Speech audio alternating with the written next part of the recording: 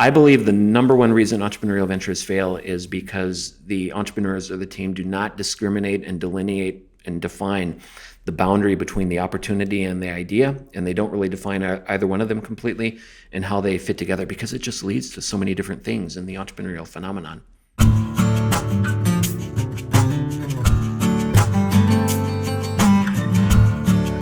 Hey everybody, and welcome to the Slow Smoke Business Podcast. I'm your host, Jarrod Morgan, and today we've got a spicy conversation to go with our jalapeno poppers that we're putting in the grill.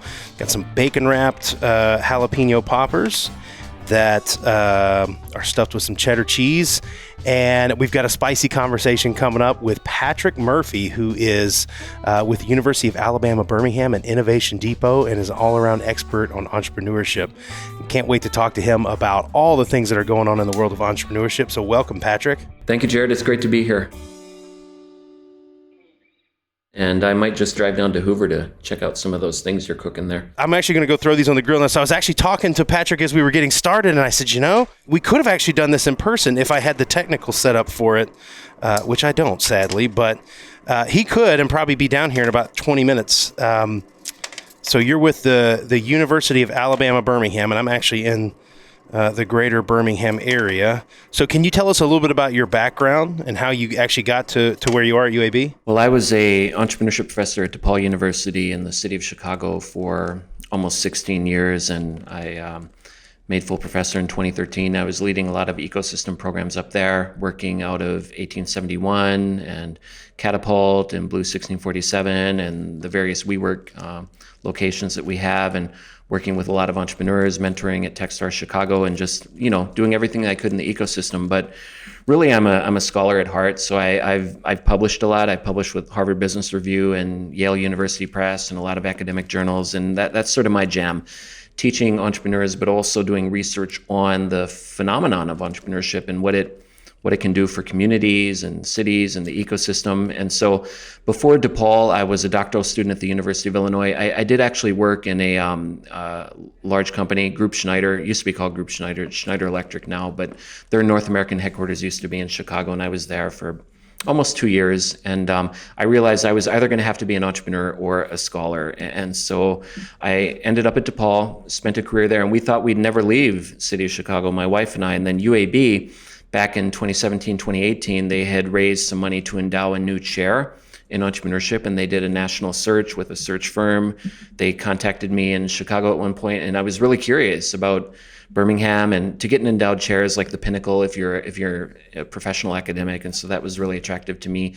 And my wife and I visited 4 times, met a lot of people, really loved it, and then I met with the president of the university and a lot of the other leaders here, and I said, if I come down, it's going to be disruptive because it's going to be new. The other programs are going to be wondering if we're going to steal their students, and all that's just going to be very disruptive. And I need to know that you're okay with that. And Dr. Watts, who's a great university president, said, tear it up. That's what he told me in the interview. He said, tear it up. That's awesome. And so then I knew that was the moment that I knew I could come down there and really build a world-class entrepreneurship program. So that's what we've done. And I have racehorses, and I've dabbled a little bit in the racing industry, and I was the head of a large nonprofit organization in Chicago called the Chicago Cultural Alliance. We did a lot of social enterprise ventures and made a lot of impact with that. So I've dabbled a bit, but really I'm a scholar at heart, and I'm interested in training the next generation of entrepreneurs and serving the ones that already exist. That's so, it's so cool to see, entrepreneurship being set up at an institutional level like you guys are setting it up, because I think, when I got started kind of coming out of high school, I don't want to date myself, but I graduated high school in 2000. And so for the first 5 or 6 years, the concept of entrepreneurship was very it was almost always self-taught, right? You had to kind of go find books, and you had to go find your own resources. And, if you were lucky enough, you could go find some mentors or some peers, and there's usually pretty difficult to do. And so it's cool to see the idea of, hey, start and run your own business, think about a project and create it and turn it into something that can actually create job growth and, do a lot of good things for the community and for yourself. And to be seeing that taught at an industrial kind of institutional level like that is exciting, because I don't think, when I went into college, that's that's really what I wanted to do. But when I looked at the curriculum that was available to me, none of it, I mean, I could pick up some of the skill sets and things, but there was nowhere that I could really go and say, yeah, this is for people that want to start their own business. I'd had to a la carte a bunch of things from the business school and other places to try to cobble all that together. So it's really cool to see you guys doing that at UAB. It's very avant-garde. I mean, people don't realize how rare it is. I mean, it is very much in demand. You're right. I talk to entrepreneurs all the time and they're like, man, I wish there was a program like that when I was in school. And it is a newer area, certainly in the domain of business studies, but this new generation and a lot of the business people out there now, they're very interested in learning about entrepreneurship. And the reason that universities take a while to meet that demand is because of how universities make decisions, which is through faculty governance. So we vote on everything, and it's usually secret ballot voting in committees, and there are levels of committees across the echelons of the institution. And many times the folks from other areas are on those committees, and they're not always inclined to vote to support a new area because they view it as possibly something that will take students away from their programs or something like that. But to UAB's credit, and I think it's because of its urban identity, it's pretty progressive and very open-minded about what this could mean for Birmingham and what it might be able to do. And I mean, just to give you a sense of how rare it is, there's probably 59 or 60, I think about 60 colleges or universities in the state of Alabama. We're the fourth to have a proper bachelor's degree in entrepreneurship. And in the country, there's probably, 5,200 or so colleges or universities. And I would personally estimate maybe 330 of them actually have a proper bachelor's degree in entrepreneurship. And that's about 5 or 6% in both of those samples. So it's very rare, but it is growing. And that's in part because of the demand of the young people coming up who don't really view their futures or their careers in the same way that earlier generations have done. So we have to teach them in a way that fits with their expectations. We don't do a lot of traditional exams, for example, and we do a lot of other really creative things too. But it's been a great ride so far here at UAB, and we were just named the top emerging university entrepreneurship program in the country this year, in January of this year. Wow. And that I attribute that to the community and the leadership that's allowed me to come down here and just build what needs to be built, and the students have really turned out. So yeah, it's been a great ride, man, and we're just getting started. Man, that's so cool. And I think it also is an interesting phenomenon when you think about, the cliche is entrepreneurs go to college for a little while and then they drop out because they just don't see, I don't see any value in this.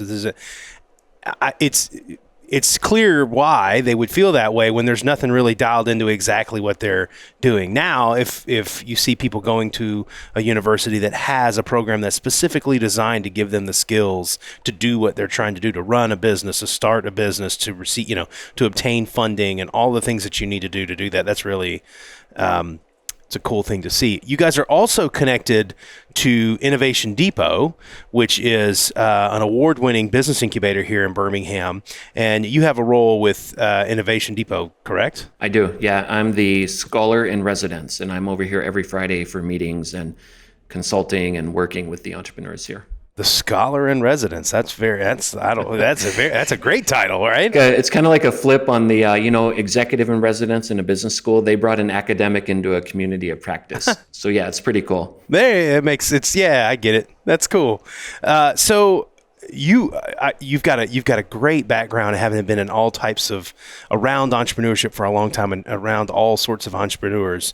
So something I'd love to ask you, Patrick, is when you think of the people that you have seen as entrepreneurs who are successful, is there a common trait that you find that when you see someone that's getting ready to start a project that you look for that trait, or when you see it, you go, oh, this has a chance? I don't think of it in terms of a trait, but I think of it in terms of a kind of a competency, maybe part of a discipline that they've learned, a personal self-discipline that they've learned. So there's a handful. Like one of them is a problem orientation. So being intrigued by problems, the ability to go to sleep at night with big unanswered questions, and being comfortable with big unanswered questions, and being uncomfortable with big unquestioned answers. That there's a discipline there where one can that one can cultivate and work with. And then if you do that, it kind of stokes your curiosity, and curiosity is really an entrepreneurial superpower. So curious individuals, folks who are curious about the world, perceive problems, and they wonder like, what if,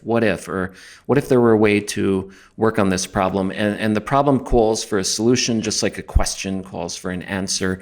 And curious people ask a lot of questions. So this is one thing that I look for when I'm talking with somebody. And typically if they don't have a project that they're really interested in, or if they haven't like gone down an entrepreneurial path, they don't really have it, but they have the potential inside of them. And that has a lot to do with how we teach. Like once you get somebody really in touch with their own personal values, it gives them a view of the world where they look for opportunities to put those values into practice. And that kind of leads them to opportunities to work on things in accordance with their values. And it's very close to moving them toward a problem-solving orientation like I'm talking about. And another one, it's related to curiosity. Another one is when, you talk with an entrepreneur and they're trying to start up a project or something like that. They're always curious. They'll say things to you like, well, how could I make it better? Or what do you think about it? And they really seek out critically constructive feedback.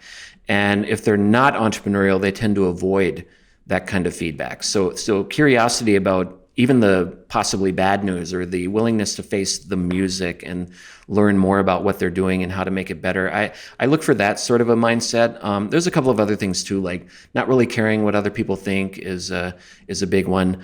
Another thing is, we have all these little syllogisms that we use to instill the mindset in our learners. And another one is, treat big things like they're little things so you stay bold, and treat little things like they're big things so you remain careful. So when you're working on something big, like a big pitch or a big presentation, in your mind, turn it into something that's small, like you're just talking with one person. And if you're working on a tiny thing, like how your logo is aligned or something like that, actually treat it like it's a big deal, because it kind of makes you bold and careful at the same time. So we really dig deep into these kind of mindset things. And these are the kinds of thinking styles that I tend to see in entrepreneurs. And then the last one is just the ability to think in terms of growth.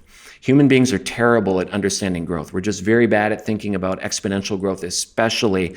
And when somebody is able to think about, what do I need to do to this thing to grow it? Or rather than manage it, but actually let it grow and become something larger than myself. There's a certain kind of mindset there that we instill and that we look for. But great entrepreneurs tend to understand these kinds of things. It's so interesting for you to characterize it that way, because I think that's really a true statement. I mean, entrepreneurship at its core is solving problems, right? Is just, if you can become a really, really good problem solver and comfortable solving problems, that makes you really valuable so if you're wanting to work around, like in entrepreneurship and not necessarily be the one that started it, going and finding problem solvers is one of the quickest ways to sort of make your organization rocket forward, because no matter where you're at or what stage you're at, I mean, we're, 14, 15 years into the ProctorU story, and we're still like, having meetings, trying to solve problems that it's just there's always a challenge ahead of you, and having someone who is comfortable digging through that, looking for the right answer, and also has the humility to be willing to find the right answer, but not necessarily be the one that came up with the right answer.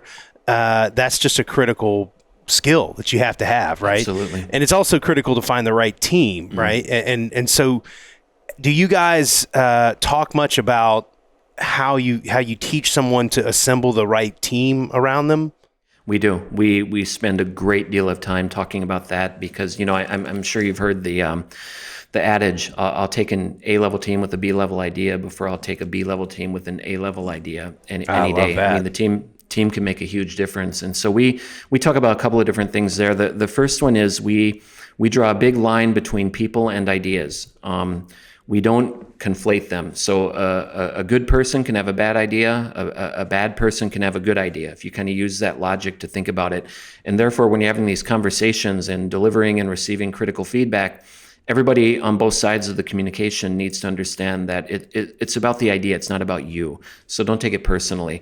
Even if and it's tricky for an entrepreneur, because many times the idea that you come up with is personal to you because it's related to your values or a problem that you care about. But again, it's the discipline that we're talking about here, with being able to develop that kind of entrepreneurial mindset. And then when you extend that to a group of people like the ones on a team, it just makes it a lot easier to brainstorm. And you know, that word in there, storm, it's there for a reason. It's because it should be like, you know, flashing lightning and loud thunder bolts and that sort of thing. It's a lot of disagreement and all that, but sometimes you have to do that to get down to the truth of what you're actually trying to figure out. And so we spend a lot of time talking about that, and there's a lot of different concepts and frameworks that we work with. Another one that we do when we talk about building a team is that we talk a lot in terms of we call it the artist and the business person. So great teams, I believe, need to have a creative function and a business-oriented function for exactly the same reason that a great rock band has a manager, or an artist has a manager, an actor has a manager. You know, the creatives need to have their head down and think about like creating and producing, and 90% of the stuff they come up with isn't going to be that good, but it's that vital interaction with their manager who can tell them, you know, the fans aren't going to buy it, or the market's not going to buy it, or you got to tweak it a little bit this way, because that's the individual that's not looking head down. They're looking head up and out and looking at the world around the artists and thinking about what the mass market at a large level might want to hear from them. And they're also the ones doing deals, you know, with, you know, setting up gigs and doing the research. So that business person work has a lot to do with the head and the brain and thinking and processing information. And then the artist, the creative, is much more from the heart, or from the instincts. So I think if a startup entrepreneur, you know, usually it started out as one person and they have an idea that they want to grow. They can be the artist and the business person in the beginning for a while, but I believe if one tries to be both, eventually you're going to stifle the growth of the project and stifle the growth of the business. So there's a team building ramification here for when you think about who you're going to add to the team. If you're more comfortable and you have the kind of energy that would make for being a really good business person, you know, look for that creative. Usually, though, the founder is more the creative one. So typically you're looking for somebody that can help you structure deals and do things like that. So you can, you know, relax the executive function of your brain and just focus on the problem that you started with in the beginning, because usually that problem has a lot to do with your own personal values. And those are way down deep in who you are and what motivates you.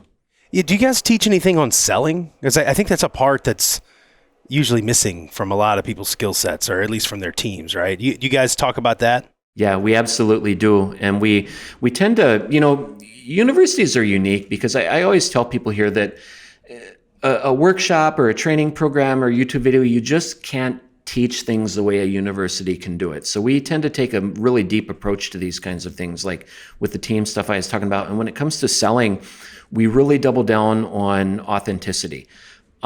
Because we're talking about entrepreneurship starting with problems, we need to, all this stuff is connected. So when an entrepreneur sees a problem, it tells that entrepreneur or whomever a lot about themselves, because a problem is perceived as a problem because it clashes with your values. If it doesn't clash with your values, it's essentially invisible to you because you believe it's normal.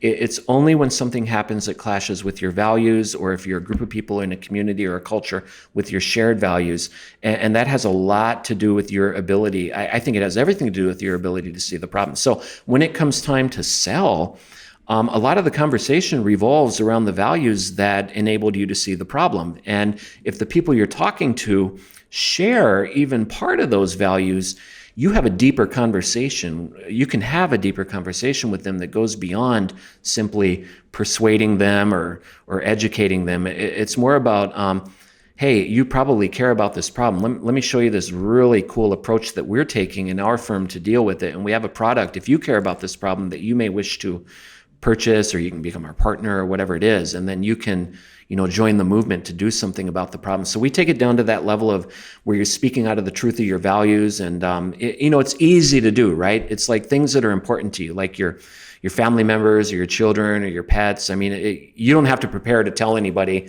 all about them in a way that's interesting because it's interesting to you. So we start with that. But then, of course, we have like other courses where we get into like the eye movement and the body language and the pitch, and all of that's there. But in the entrepreneurship program proper, we really try to relate the actual sales pitch, if you will, to the underlying problem using the language of the values that help define the problem.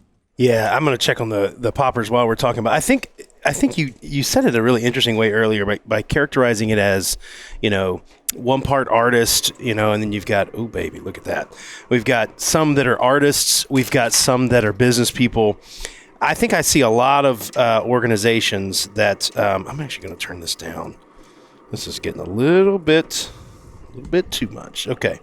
So I see a lot of organizations that really struggle with, they have a lot of smart people and they know their product really well and they don't know how to sell, or even to say it a different way, sell, people go, oh, sales, but it's really to even articulate a problem or articulate how you can solve a problem for somebody. And I can't tell you how many times I will be with someone and they're in a selling situation and they think a sales opportunity means that I'm supposed to sit down and show you everything this product can do for you. Mm-hmm. So if it's a software product, like, let me show you what every button does. Let me see this drop down menu. There's 9. Let me show you all 9.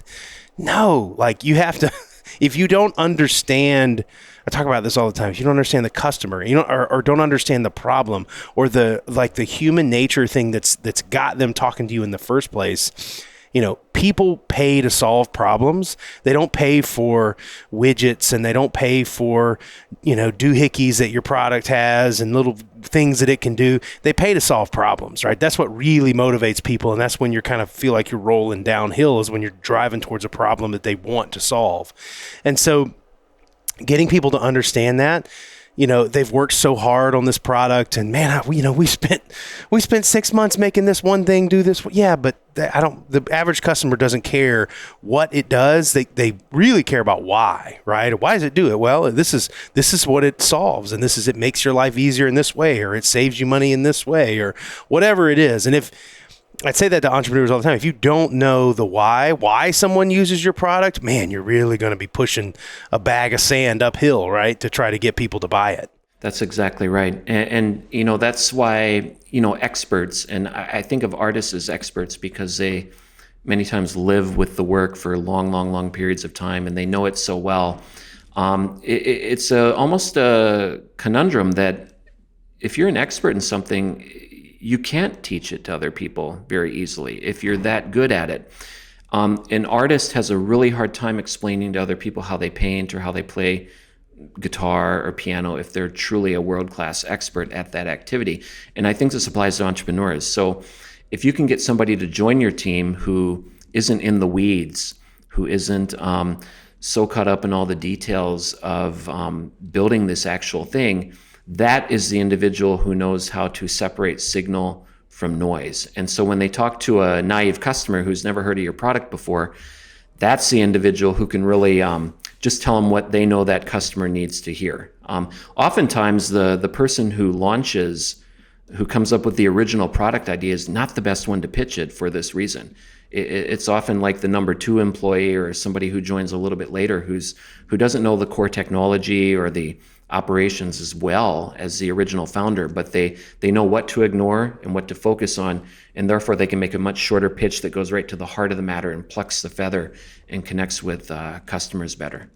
If you're talking to somebody, and I'm sure this happens a lot for you, where someone comes up and they say, Patrick, I've got this idea and I think it could be a business, but I don't know what I'm doing, or maybe they're young and they've where is the first place that you steer someone like that? Do you say, yeah, you need to plug into a program like UAB, or maybe they're already in the program, but when someone comes in there at literally step 1 and they're thinking, I got this idea and I think it could be something, but I don't really know what to do, where's the first place you would sort of steer someone like that? We have a long conversation typically about the problem that idea is ultimately connected to. Like it's always starting with problems. We talk a lot about the problem that's being solved by this particular idea.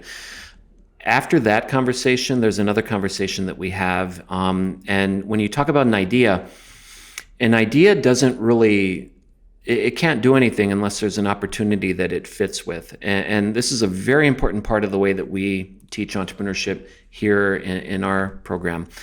We, ideas and opportunities fit together exactly in the same way that a product fits a market or a hammer hits a nail, or even the artist and the business person go together on the team. An idea comes from within you, and it's utterly subjective, meaning that if you don't tell anybody else about it, nobody knows about it, and it's as good as it not existing. An opportunity, by contrast, is opposite in almost every way. It doesn't exist within you. It exists outside of you. And it is something that is out there connected to a problem that many other people can see, and it's objective, therefore, and they can see it in the same way that you see it. But you may have your one unique idea that fits with that opportunity. And, there's a whole long conversation about this, but as I said, it relates directly to product market fit. It has team building implications, and it even relates to operational outcomes and activities such as revenues and expenses. Because if you have a poorly defined opportunity, again, that has to do with everything going on outside and around the venture. If it's poorly researched and it's not really defined very well, later on that can lead to lower revenues and ideas which come from inside. If this is poorly formulated or poorly developed or not, or if it's half-baked or something like that, that can actually lead to inflated costs if you go ahead and launch anyway and build a business around a poorly defined opportunity or a poorly formulated idea. And at that point, if you're operating, 3, 4, 5, 6, 7 years down the road, it may look like you have money problems, but that's actually an outcome of something deeper. And you can't even, it's a very thorny, knotty problem at that point, because you can't prove whether it's because revenues are too low or costs are too high. It's kind of like if you go to buy a car and you can't afford it. Why is that? Is it because you don't have enough money, or is it because the car is too expensive? You can kind of argue it both ways, and you can never prove it, because you can't prove revenues have been maximized. You can't prove costs have been minimized. But early on, if you really sort out the opportunity and the idea and you delineate them as separate from one another in a very opposite kind of way, but most importantly, you talk about how they fit together, you can avoid a lot of those problems later. I believe the number one reason entrepreneurial ventures fail is because the entrepreneurs or the team do not discriminate and delineate and define the boundary between the opportunity and the idea, and they don't really define either one of them completely and how they fit together, because it just leads to so many different things in the entrepreneurial phenomenon. Yeah, I think that's certainly like one, critical death spiral you see people get into, is when they have a solution and they go searching for a problem, right? Or they come out with an outcome and they haven't really figured out how to get there, and that's okay to some degree. But if you look at like some of the horror stories of like the worst entrepreneurial stories of the last like 10 years or so, like the Elizabeth Holmes Theranos story, if you dive into that, it really was, here's a smart young lady who has this idea, to test all these things from a drop of blood, but didn't really know how to do it yet, and built this whole company around not knowing how to do it. And so, just because you have an idea, you have to be somewhat positioned to execute on it, right? And Patrick and I can decide that we're going to cure colon cancer, right? What a great idea that is, right? But are we positioned to? Lots of other people are trying to do that too. But are we positioned to actually execute on it? I'd probably say no. I'm standing here at a grill and not in a lab somewhere. And I've used this with younger entrepreneurs all the time as this example. Before I started ProctorU, a couple of guys, some of the same people that started ProctorU, we started a real estate website called Realtor Clicks. And at the time, there wasn't anything, the multiple listing system was like a walled garden. And so the idea of putting real estate listings online was like this really novel idea. And we just weren't connected at all to try to execute on that. We didn't, we were just sort of spitballing, and right behind us comes Zillow, right? And they just clean our clocks, right? And so that was a great idea to put real estate listings online. We just weren't positioned to execute on it. Mm-hmm. Conversely, you look back in the 70s and you saw the guy that started the Pet Rock that sold, a couple $1 million worth of these Pet Rock. That's a dumb idea, but it was brilliantly executed, right? And the guy was actually able to execute on it. And so it really comes down to, are you able to take a great idea? Ideas are a dime a dozen, right? I mean, We can all have good ideas about things that would be great, but can you actually find one with, you said a phrase that I think we need to explain because a lot of people don't know what it means, product market fit, right? That you can actually sell. So when you say product market fit, for those that have never heard that phrase before, what does that mean? It's everything about the interaction of what you create and what is out there in the world, including the customers who may want to purchase what you create. So it's kind of like, I don't know, to really make it simple and very literal and explicit. Think of the product as a hammer, and think of the market as protruding nails in a wall. Some of them are protruding, some of them are not protruding, but you got good product market fit there because that hammer is designed to hit those nails into the wall. Now, if you didn't have a hammer, but you had maybe a block of cheese or some other kind of blunt object, that would be your product. The hammer wouldn't be. It would be the block of cheese. It's not going to fit the nature of the opportunity that's out there, and it's not going to work very well. And therefore, it's not going to solve the underlying problem, which means people aren't going to buy it. We're talking about having the right product designed properly in a way that it fits with the opportunity that is out there in the world that people care about because it's related to an underlying problem. So all the creativity exists on the product side of that, which is, I think of as the idea side of that. I was talking about the idea opportunity delineation earlier. There is no creativity on the opportunity side or the market side. And when entrepreneurs start like letting creativity bleed into the external objective side of things, that's when they start to develop products that don't work, and you get things like the Elizabeth Holmes thing. I mean, that is an extreme case of the tail wagging the dog, and it's simply, you're foregoing the production of an actual product that fits with the opportunity and the problem because you're chasing something outside of you and conflating the two. There's a lot of examples of these like bad boys and girls of entrepreneurship.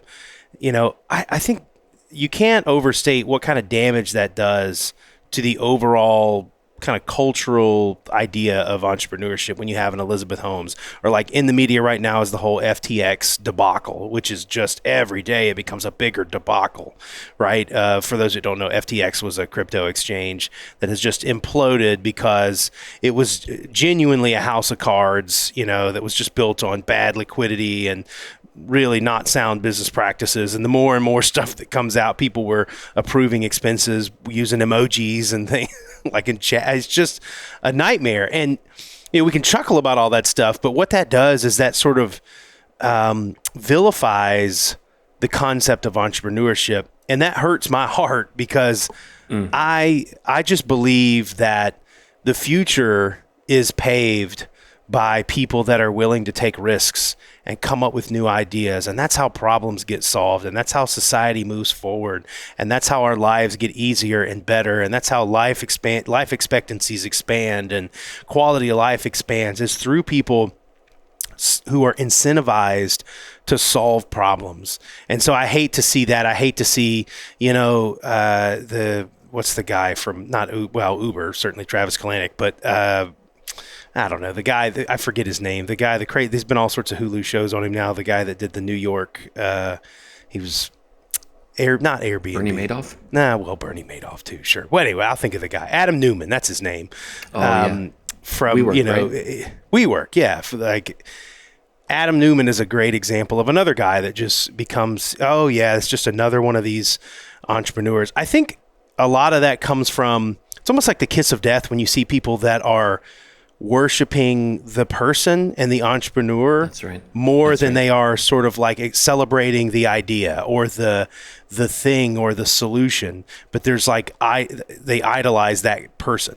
No, you're exactly right. It's very tragic, and it's like all we can do sometimes is kind of, one would chuckle in self-defense almost, because you don't have to think about how bad that is for just the way people think about entrepreneurs.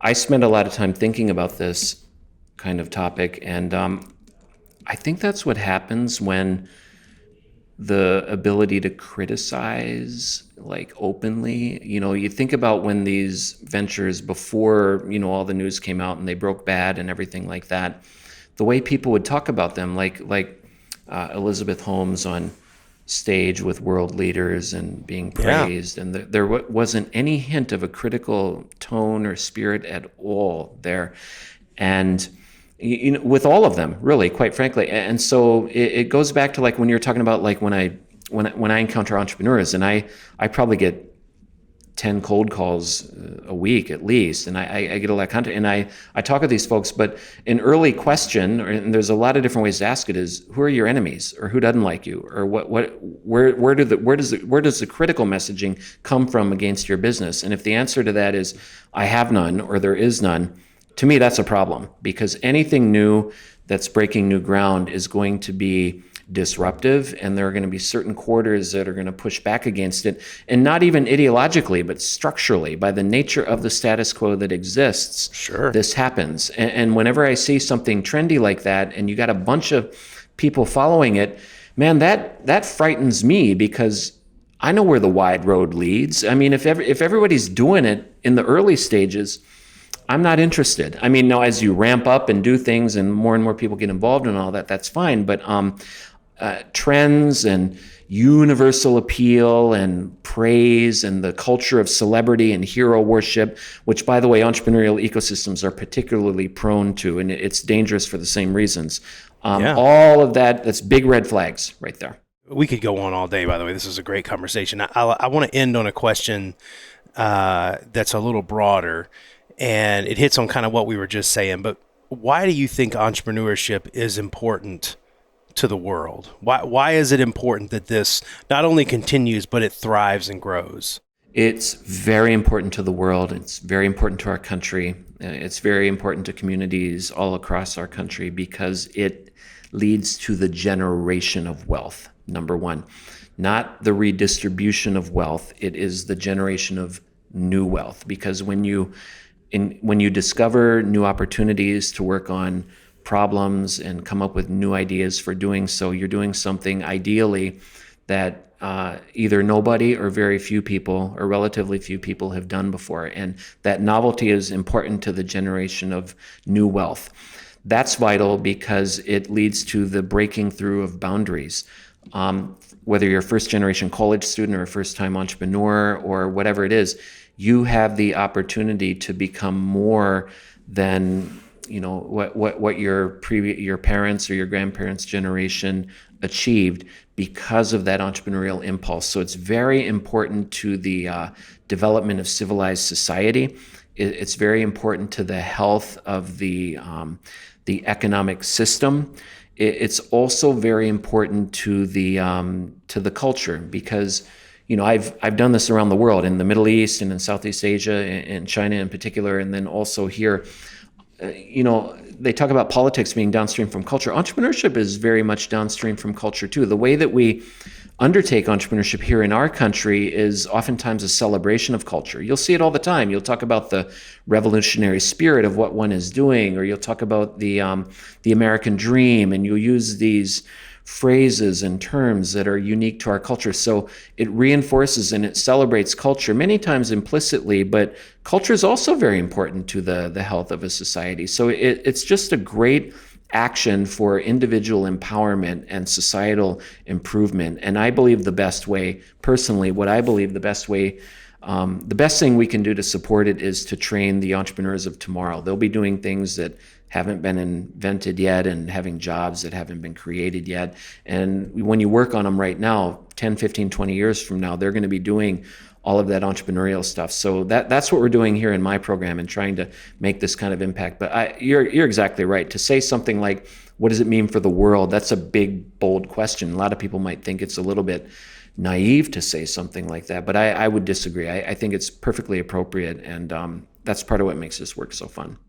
Yeah, not to be overly patriotic, but I've been blessed to travel to some other countries, and certainly when you're in Europe, even some of the most beautiful places in the world, in Italy and other places, you don't see those societies rocket forward as fast as American societies do. And you see a lot of the things that are changing those and making those, the average shopkeeper better. And so they're all American innovations, right? And it's just very much what we do here in the U.S. drives the growth of the world. And so I do think it's critically important to, push past some of the cultural things of like, it's, every entrepreneur is just out for greedy intentions and things like that, to sort of push back that and realize that, the world gets better when people are incentivized to solve problems.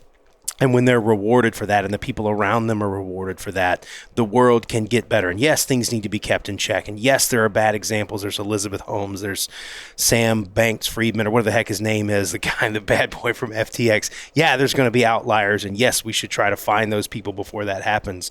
But overall, thank God we have people that are trying to solve problems and make the world a better place. And thank God for people like you too, Patrick, that are trying to train and arm the next wave of entrepreneurs. Thank you so much. I appreciate that. I think we're all going to be pleasantly surprised by the Generation Z young people who are coming up right now. I taught millennials for a long time, and they were great. But this next generation, I would say, are significantly more entrepreneurial than the previous one.